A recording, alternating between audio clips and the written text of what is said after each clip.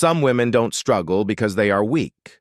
They struggle because they learned, very early, that saying no was dangerous. Psychology shows that people who can't say no were not born this way. They were trained. As a child, she noticed patterns long before she understood words. When she disagreed, the room felt colder. When she needed something, tension appeared. When she said yes, things stayed calm. So her brain made a quiet decision. Peace is safer than honesty. She learned that being agreeable brought approval, being helpful brought attention, and being silent kept her connected. This is not kindness. This is conditioning. Psychologically, when a child feels that love is conditional, the nervous system adapts. It learns to prioritize others before self, not out of generosity, but out of survival. So she became the easy one, the one who doesn't argue, the one who understands everyone, the one who never says no. And people loved that version of her. They praised her empathy. They admired her patience.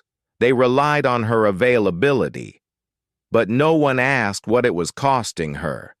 Because every time she said yes when she wanted to say no, something happened internally. Her body tightened. Her chest felt heavy. Her needs went unanswered. Over time, the brain stops checking what she wants. It checks what others expect. Saying no doesn't feel like a decision. It feels like a threat. Psychology explains that for many women, no is neurologically linked to fear. Fear of disappointing, fear of being rejected, fear of being seen as difficult. So she over-explains. She apologizes before setting boundaries. She agrees first and resents herself later. And then she blames herself. She tells herself she's too nice, too emotional, too weak. But psychology tells a different story. This is hyper-attunement.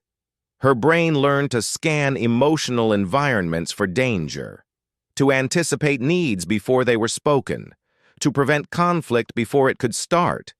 That is not weakness. That is adaptation. Women who can't say no often grew up being emotionally responsible too soon. They learned to manage moods that weren't theirs, to carry tension they didn't create, to hold things together quietly. So adulthood arrives, but the rule remains. Be available. Be useful. Don't disappoint. That's why rest feels guilty, why boundaries feel selfish, why asking for help feels uncomfortable. Her body reacts before her logic does.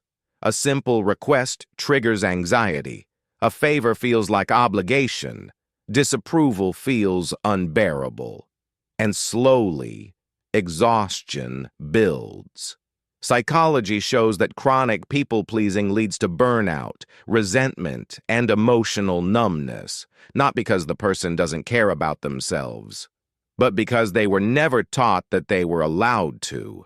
There is often anger underneath this pattern, but it has nowhere to go, so it turns inward. She becomes tired without knowing why, irritable without allowing herself to feel angry, disconnected from her own desires. And the most painful part is this. She often believes this is her personality.